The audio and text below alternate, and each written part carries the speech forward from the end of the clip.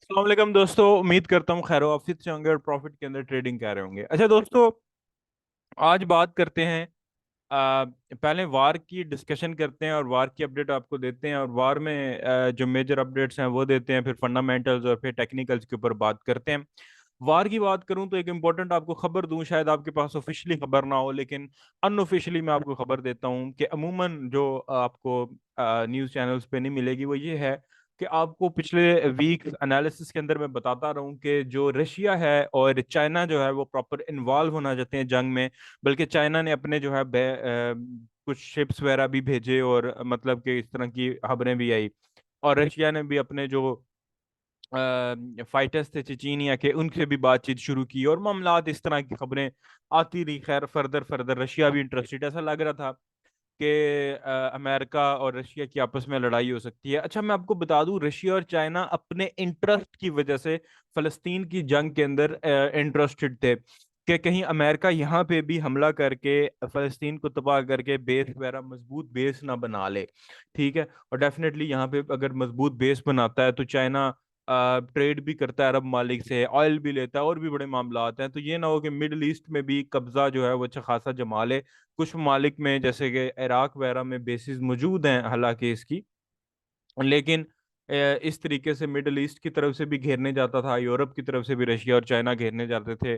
और खैर एशिया उन्होंने बड़ी मुश्किल से अफगानिस्तान को क्लियर करवाया, तो चाइना और रशिया वगैरह ने। तो अब मसला ये हुआ कि अमेरिका ने लास्ट वीक बयान दिया था कि हम डायरेक्ट हमला नहीं करेंगे, गजा के ऊपर हम लोग डायरेक्ट हमला नहीं करेंगे, हम एड देंगे।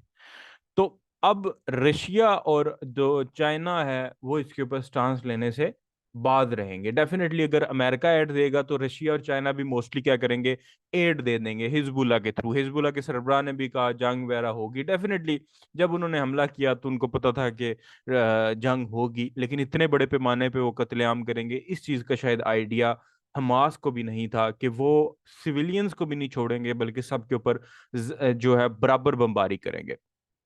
तो अब कोशिश की जा रही है हर तरफ से, मुस्लिम मालिकों की तरफ से, कि सीज फायर हो। अमेरिका और जो इसराइल हैं इस चीज़ के ऊपर कतई एग्री नहीं है सीज फायर पे। वो चाहते हैं कि गजा को भी दो हिस्सों में तकसीम करके गजा को भी के ऊपर भी कब्जा कर लिया जाए। जबकि हिजबुल्ला चाहती है कि थोड़ी फाइट बढ़ाई जाए और इसराइल की इकोनॉमी को मैक्सिमम नुकसान पहुंचाया जाए, लेकिन ओवरऑल बड़ी जो ताकतें थी वो हट चुकी हैं इस चीज़ से। और बज़ाहिर ऐसा नजर आ रहा है कि इमदादों के ऊपर ही काम चलेगा, कि अमेरिका असला देगा और इमदाद देगा इधर से। हिजबुल्ला जो है हमास को सपोर्ट भी करेगी, साथ फाइटर भी जंगजू भी देगी, और साथ फिर चाइना और रशिया बैक एंड पे हो सकता है सपोर्ट करें। ये तो खैर ऑफिशियल रिपोर्ट नहीं है। फॉरेक यानी कि जंग के मामलात जो हैं वो मुसलमानों के अगेंस्ट जा रहे हैं। और अब हिजबुल्ला और ईरान और इस तरह इसराइल की लड़ाई होती है तो इन्वेस्टर्स का बिहेवियर जो है वो, क्योंकि इन्वेस्टर्स में ना फेयर था। लास्ट वीक जो ट्रेडिंग हो रही थी गोल्ड के अंदर, ये फेयर था। ठीक है। लास्ट वीक जो गोल्ड मूव ऑन कर रहा था ये कंप्लीट फेयर था। एक आप कह लें कि इन्वेस्टर के दिल में डर था। ठीक है। और इस लेवल को, जो लेवल मैंने ड्रॉ किया था 2008 से लेके 2020 तक का, इस लेवल को ब्रेक करना काफी खासा मुश्किल नजर आया। और एक फेयर भी था, मार्केट अपनी डायरेक्शन मुतय्यन न कर सकी। एफओएमसी के अंदर भी एक मूव हुआ डेफिनेटली, बट मार्केट अपना डायरेक्शन जो है मुतय्यन नहीं कर सकी। पहले मार्केट ने कुछ बाय मूव दिया, फिर सेल में डेफिनेटली चली गई। अब अगर फॉरेक्स फैक्ट्री की बात करें तो फॉरेक्स फैक्ट्री में हमारा 6 तारीख को मंडे शुरू हो रहा है, और 6 तारीख को बैंक ऑफ जापान गवर्नर जो है वो स्पीक है। और इसके ऊपर जापानीज जो करेंसी है, येन है, इसके ऊपर काफी इम्पैक्ट पड़ेगा। इंटरेस्ट रेट तो ये बढ़ाने का लास्ट टाइम भी नहीं सोच रहे थे, और आई डोंट थिंक सो कि इंटरेस्ट रेट बढ़ाएंगे। और जब तक इंटरेस्ट रेट नहीं बढ़ाते तो मार्केट की मूव रहेगा, बट किसी डायरेक्शन में मूव रहेगा ये नहीं कहा जा सकता। बट बहुत बड़ा कोई मूव जो है एक्सपेक्टेड नहीं होगा, क्योंकि इंटरेस्ट रेट नहीं बढ़ा रहे, और ये वैसे भी इंटरेस्ट रेट बढ़ाने की है ही नहीं। ये तो नॉर्मल एक स्पीक है, और इसके अंदर अपनी फ्यूचर प्रोजेक्शन जरूर जाहिर करेंगे जिसका इम्पैक्ट मार्केट के ऊपर होगा। अब सबसे इस वीक की एक ही इंपॉर्टेंट न्यूज़ है, वो है Australian dollar cash rate. Expected है कि 25 पॉइंट तक इंटरेस्ट रेट जो है वो ऑस्ट्रेलियन डॉलर बैंक ऑफ जो रिजर्व बैंक ऑफ ऑस्ट्रेलिया है वो दे दे। 8:30 सुबह न्यूज़ है। और ऑस्ट्रेलियन डॉलर अगर इंटरेस्ट रेट बढ़ता है तो डेफिनेटली ऑस्ट्रेलियन डॉलर जो है वो खासा स्ट्रोंग हो सकता है। पॉजिटिव न्यूज़ है, ऑस्ट्रेलियन डॉलर के हक में न्यूज़ है, क्लियर डाटा है। और इन्वेस्टर का स्टांस जो होगा वो इसके ऊपर क्लियर होगा। उसके बाद फिर पूरा दिन कोई न्यूज़ नहीं है बड़ी, और फिर उसके बाद वेडनेसडे, और हम सोच रहे हैं फंडामेंटल कोर्स का इसके ऊपर वर्किंग चल रही है। बट बहुत लंबा कोर्स होगा अब, क्योंकि अब डेफिनेटली कैश रेट क्या चीज़ है एक आम बंदे को। अब हालांकि मेरे जो एनालिसिस वीडियो हैं अगर आप लोग सारी देखो तो शायद आपको किसी कोर्स की भी जरूरत ना पड़े, क्योंकि मैं डीपली यही चीज़ें एक्सप्लेन करना पड़ता हूँ करता हूँ। लेकिन अब एक एक बंदे को समझाना है कि कैश रेट क्या है, आरबीआई रेट स्टेटमेंट क्या है, इंटरेस्ट रेट क्या होता है, इन्फ्लेशन क्या है, सीपीआई क्या है, एनएफपी एफओएमसी क्या है, कैसे ट्रेड करते हैं, तो ये समझाना एक अरसा लगेगा। फिर इन्फ्लेशन एक्सपेक्टेशंस हैं और क्वार्टर रिपोर्ट है, विच इज मतलब कि मैं नहीं समझता कि ये बड़ा कोई इम्पैक्ट क्रिएट करेगी। तो ये न्यूज़, हाँ न्यूजीलैंड डॉलर में को मूव होगा बट ये को बड़ा इम्पैक्ट नहीं क्रिएट करने वाली। बैंक ऑफ इंग्लैंड का गवर्नर जो है वो स्पीच देगा जी, और ये भी एक नॉर्मल फ्यूचर प्रोजेक्शन के ऊपर होगी। पॉसिबिलिटी ये है कि पाउंड इसके अंदर थोड़ा स्ट्रांग हो। अच्छा जी, फेड ने जनाब फिर स्पीक है 7:15 पे, और मैं जो अपना ओपिनियन दूंगा, क्योंकि इन्होंने कहा था फेडरल ओपन मार्केट कमेटी ने, एफएमसी ने, कि इंटरेस्ट रेट वो end of this year interest rate बढ़ाएंगे। अब इंटरेस्ट रेट बढ़ा के वो इन्फ्लेशन का जो टारगेट है वो कंट्रोल, यानी इन्फ्लेशन कम करना चाहते हैं, इन्फ्लेशन को कंट्रोल करना चाहते हैं। लेकिन उन्होंने गुज़िश्ता वीक भी इंटरेस्ट रेट नहीं बढ़ाया। अब ये है कि ये जो पीक है इसके अंदर ये बात कर सकते हैं कि हम नवंबर के अंदर या दिसंबर के अंदर इंटरेस्ट रेट को बढ़ा सकते हैं, ठीक है, बढ़ा सकते हैं। क्योंकि एंड ऑफ दिस ईयर इन्होंने बोला था कि इंटरेस्ट रेट बढ़ाएंगे, तो पॉसिबिलिटी है कि इस पीक के अंदर डॉलर मजबूत हो जाए, क्योंकि डॉलर गिरा है। अगर आप डॉलर इंडेक्स का चार्ट देखेंगे डिक्सी का, तो डॉलर गिरा है, और हमारे जो लेवल हमारा मार्क था उसी लेवल से एग्जैक्ट D1 के इस लेवल से ही गिरा है। सॉरी, इस W1 के इस लेवल से, ठीक है। W1 की एक स्ट्रॉन्ग सप्लाई पे खड़ा है, बीरिश इनगल्फिंग बन गई है।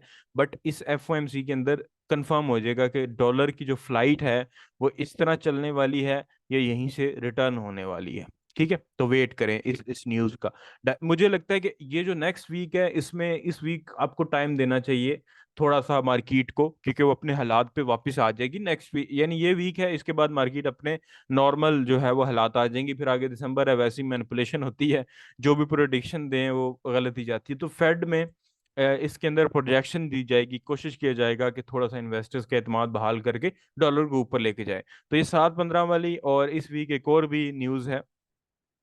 ये दो अ, खुद को और जुमरात को दोनों के ऊपर ट्रेंड, इन दोनों स्पीक्स के ऊपर जो डॉलर का ट्रेंड है वो आइडेंटिफाई हो जाएगा। अच्छा, उसके बाद जी सीपीआई की अगली रिपोर्ट चाइनीज युआन की, दफा करें इसको। अनएम्प्लॉयमेंट क्लेम्स है जी, जिसमें डॉलर वीक हो रहा है, और मुझे ऐसा लगता है कि गोल्ड जो है वो नेक्स्ट अपकमिंग वीक के अंदर अगेन एक रेंज के अंदर मूव करने वाला है, ठीक है। लाइक गोल्ड ऑलरेडी एक एक रेंज में ही गुम हो गया है। लाइक लास्ट जो हाई था वो ये था, ठीक है, 1997। फिर गया 2008 पे जो हमारा लेवल है, फिर नीचे गया, फिर 2008 पे गया, एंड अगेन उसी 2003 पे फिर गया, और अभी इस वक्त खड़ा था 1992 के ऊपर।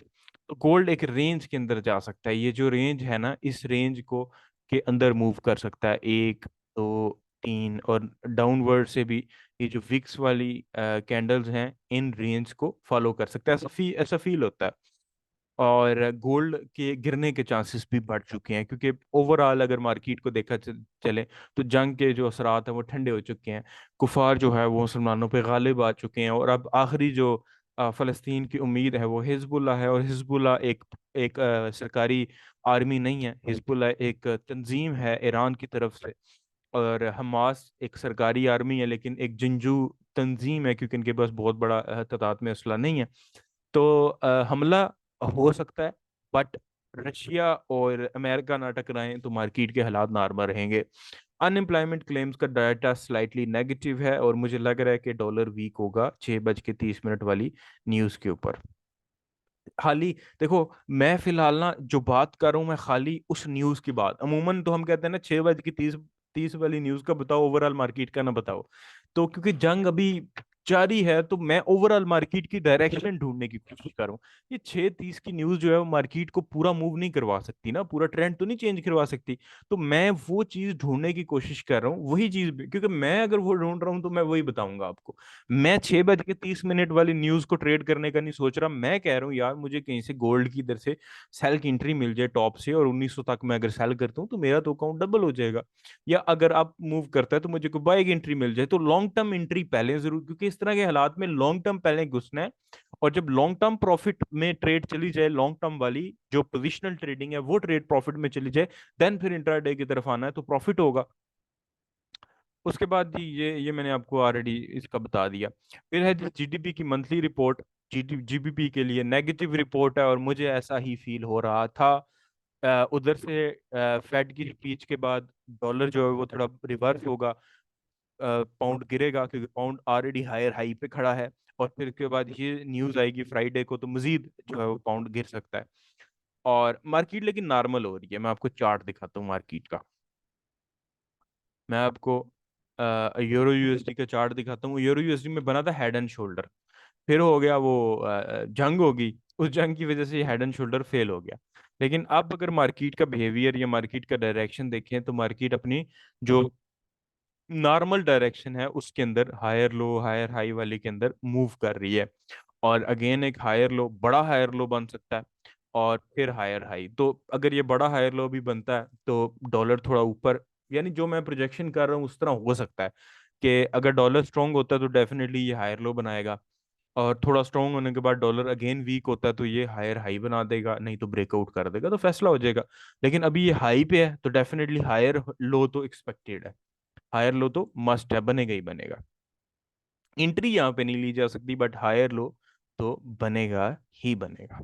सो वही मैं आपको कह रहा हूँ कि वो न्यूज़ के अंदर कोशिश करेंगे कि डॉलर को स्ट्रॉन्ग करें, और मार्केट भी हमें टेक्निकल एनालिसिस भी बता रहे हैं कैसा होगा, क्योंकि टेक्निकल एनालिसिस जो है वो बाकी चीज़ें एक्सप्लेन कर देते हैं कि जो आप न्यूज़ के अंदर आपका इन्वेस्टर सोच रहा है वो हो सकता है। क्योंकि ये अगर ये हाई के ऊपर है बच्चों, तो डेफिनेटली फेड की स्पीक के अंदर अगर वो प्रोजेक्शन देते हैं तो ये गिरेगा हायर लो तक, ठीक है, या मिनिमम अपनी डिमांड तक। तो अगर ये गिरता है तो डॉलर स्ट्रांग होगा, गोल्ड स्ट्रांग हो सकता है, बट गोल्ड मुझे लगता है कि 2008 तक ही स्ट्रांग होगा, उससे ज्यादा स्ट्रांग नहीं होगा। लेकिन अगर 2008 से ऊपर चला जाता है, सॉरी 2008 से 2020 का जो लेवल है ये स्ट्रांग है। अगर मार्केट 220 को भी तोड़ देती है, देन पे टारगेट 2050 और 2070 का होगा, ये तो मैंने पहले का बताया हुआ। लेकिन जब तक ये लेवल नहीं टूटता फैसला नहीं होगा। इसी तरह जीबीपी यूएसडी के अंदर भी सेम स्कीम है, मैंने जो आपको समझाई कि इधर भी हाई बना हुआ है, फुल मार्केट हाई के अंदर है, ये ब्रेकआउट हुआ हुआ है इस ट्रेंड लाइन का, और फुल मार्केट हाई में है। और एफओएमसी में भी न्यूज आई, पीनट भी बना, टेक्निकल खैर पूरे थे, टेक्निकल तो पूरे थे, ये ट्रेंड लाइन भी थी, ठीक है, यहाँ पे एक छोटा सा पीनट भी था इस जगह पे, और टेक्निकल भी पूरे थे, तो मतलब कि टेक्निकल्स थे, बट एक वीक और देना चाहिए। मैं इसलिए बहुत ज्यादा एंट्री पॉइंट्स नहीं डिस्कस कर रहा, क्योंकि मैं मार्केट को एक मजीद वीक और देना चाहता हूँ स्टेबिलिटी के लिए, ताकि मार्केट स्टेबल हो जाए। आप मेरी बात समझ रहे हैं, मार्केट स्टेबल हो जाए, ठीक है। मार्केट स्टेबल हो जाएगी ना, फिर मैं आपको इस तरह के मूव बताऊंगा कि भाई ये ब्रेकआउट होता है तो इस तरह ट्रेड बाय की ले लेना, सेल की, जैसे पहले बताता था। बट मैं उस तरह सोच नहीं रहा, वो इंट्राडे करने का सोच नहीं रहा। मैं कहता हूँ कि गोल्ड बहुत बाय जा चुका है, यहाँ पे मुझे एक लॉन्ग टर्म एंट्री मिले, उसके बाद फिर इंट्राडे कोई ना कोई स्कीम जो है वो लगा के कुछ सेटअप बने। गोल्ड बहुत इंपॉर्टेंट है, यहाँ से एक सेल की भी ट्रेड मिल जाए तो बहुत इंपॉर्टेंट है। इवन कि मैं आपको आरएसआई अगर आप फॉलो करते हैं, आरएसआई की डाइवर्जेंस को फॉलो करते हैं, तो आरएसआई के अंदर ये जो लेवल है, अ, एक मिनट, ये जो लेवल है गोल्ड का, ये टीएल जो है ये ऊपर वाली, ठहरे, ये ये मैं रिमूव करूं, ये जो टीएल है, इस टीएल को अगर आप नीचे डाउनवर्ड देखेंगे सेम इस पॉइंट को, तो मार्केट क्या कर रही है, मार्केट बता रही है कि बाय जाना है, लेकिन मार्केट के पास बाय जाने का वॉल्यूम नहीं है। Higher low higher high, indicator क्या कर रहा है, लोअर हाई लोअर लो। तो हम इधर 70-30 नहीं देख रहे आरएसआई का, हम जस्ट देख रहे हैं कि वॉल्यूम क्या कह रहा है। तो मार्केट का वॉल्यूम जो है वो डेफिनेटली डिक्रीज हो रहा है। बाइंग का वॉल्यूम मार्केट के अंदर मुझे नजर नहीं आ रहा। हाँ, अपकमिंग फंडामेंटल्स आती हैं तो फिर एक अलग बात है, लेकिन मैं तो एनालिसिस करूं जो वक्त है, और मैं गलत भी हो सकता हूँ, लेकिन मैं अपने एनालिसिस के ऊपर कंटिन्यू करूंगा। और सेल का एक स्ट्रॉन्ग वॉल्यूम भी आया। हालांकि अब ये चीज बड़ी नोट करने वाली है, यहाँ पे कोई बहुत बड़ा सेल मूव नहीं हुआ। ठीक है, मैं आपको बताता हूँ, यहाँ को बहुत बड़ा सेल का मूव नहीं हुआ। ठीक है, अब यहाँ पे आप देखें, इस मूव के पहले, इस मूव से पहले अब ये जो मूव हुआ था यहाँ से यहाँ तक, इसके नीचे एक बड़ा वॉल्यूम बना था, हालांकि बहुत बड़ा बाय मूव नहीं था। ठीक है, लेकिन उसके बाद मार्केट बहुत बाय गई। अब सेल वॉल्यूम है लेकिन ऊपर सेल मूव नहीं है, तो इस मीन के मार्केट के पास सेलर्स का वॉल्यूम है, बट अभी थोड़ा फेयर मौजूद है मार्केट के अंदर। सो मार्केट बाउंस बैक कर सकती है। तो अगर हमें लॉन्ग टर्म एंट्री को मिलती है गोल्ड में, सेल में, तो बैठना चाहिए ना, पोजीशन में लेनी चाहिए पोजीशन। ठीक है, मतलब कि अगर 1000 2000 है तो बंदा एक लंबा D1 W1 की ट्रेड एक होल्ड करनी चाहिए, जिसका $50 या 30 40 डॉलर एसएल हो, और 100 150 डॉलर 0.01 की लॉट से टीपी हो। मैं ये छोटे ट्रेडर्स को मशवरा दे रहा हूँ, बड़े वाले तो डेफिनेटली लॉट बड़ी लगाएंगे।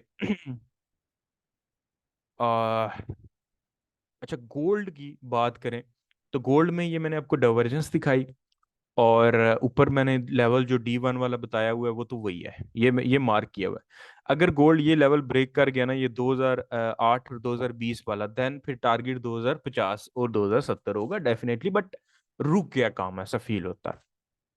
और एक और चीज, मैंने बोला था कि ट्रेंड कंफर्म कैसे होगा। ट्रेंड कंफर्म ऐसे होगा कि market lower high lower low बनाना शुरू करेगी, एंड मार्केट लोअर हाई तो बना चुकी है, and one lower low means कि मार्केट ने एंड कर दिया। ठीक है,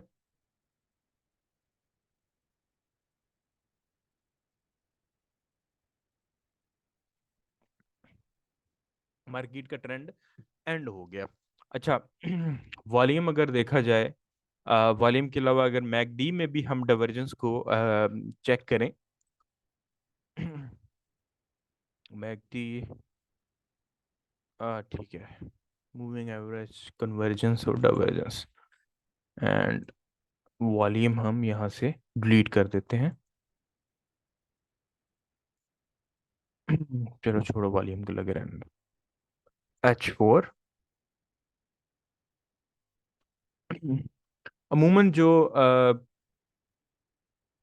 अमूमन जो अगर मैक्सिमम टाइम के ऊपर, मुझे 1 मिनट मैकडी दोबारा लगाने दें। मैक्सिमम टाइम के ऊपर जो मैकडी है वो MT5 का ज़्यादा एक्यूरेट होता है as compare to this one. Like इनकी एक्यूरेसी होती है बट उस तरीके से ये नहीं दिखाता। तो मतलब कि पीसी के ऊपर मैकडी को देखना, MT5 के ऊपर मैकडी को देखना काबिल जिक्र रहेगा, लेकिन यहाँ पे कोई डाइवर्जेंस की इंफॉर्मेशन नहीं दे रहा है। डाइवर्जेंस देखनी थी, वॉल्यूम देखना था। तो ये है सूरत हाल, आप समझ रहे होंगे। लेकिन अब ट्रेंड पता कैसे चलेगा, कंफर्म होने वाला है। देखो, ये छोटा ही सही लेकिन एक मूव बना है।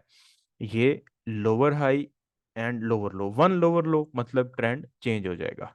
फिर हम एक डायरेक्शन में बैठ सकते हैं लॉन्ग टर्म में, थोड़ा सा रिस्क लेके, थोड़ा एसएल लेके। और अगर हम ट्रेंड लाइन को मार्क करें तो हमें कुछ इस तरीके से इन लेवल्स को मार्क करके रखना पड़ेगा। अगर मार्केट इन लेवल्स को ब्रेक करती है देन ट्रेंड डेफिनेटली इस तरफ कन्वर्ट हो जाएगा। तो इस लेवल को मार्क करके रखें, और बाकी करेंसी पेयर्स को आप थोड़ा सा टाइम दें। फंडामेंटल्स बहुत बड़ी बिग न्यूज़ नहीं है, तो इसलिए मैं कह रहा था कि साइड वे में जा सकता है। बाकी मैंने पूरा सिनेरियो एक्सप्लेन किया है। जब कोई चीज़ महंगी होती है, एक बहुत सिंपल सा फार्मूला है। मैं आपको सजेस्ट करूंगा कि पहले लॉन्ग टर्म ट्रेडिंग की तरफ आए, खास करके जो जॉब वाले लड़के हैं। आप डेली का टारगेट अचीव नहीं कर सकते, बाज का ट्रेड मिलती है, बाज का नहीं मिलती। जिस दिन नहीं मिलती उस दिन प्रेशर लेना है आप लोगों ने। तो बच्चों, आप लोगों ने कोशिश करना है, द मेन थिंग इज कि आपने लॉन्ग टर्म में बैठना है। जब आप लॉन्ग टर्म में बैठेंगे तो डेफिनेटली आपको कॉन्फिडेंस मिलेगा। तो मैं इसलिए सिनेरियो से सारे समझा रहा हूँ। तो ठीक है बच्चों, दुआ में याद रखिएगा। नेक्स्ट वीक जो है वो टेक्निकल्स H1 के ऊपर भी शुरू करते हैं, इंशाल्लाह सेटअप बन जाएंगे। नेक्स्ट वीक भी नहीं बनने सेटअप, मार्केट बड़ी स्लो होनी है, लेकिन नेक्स्ट वीक ये है कि हालात नॉर्मल हो जाएंगे।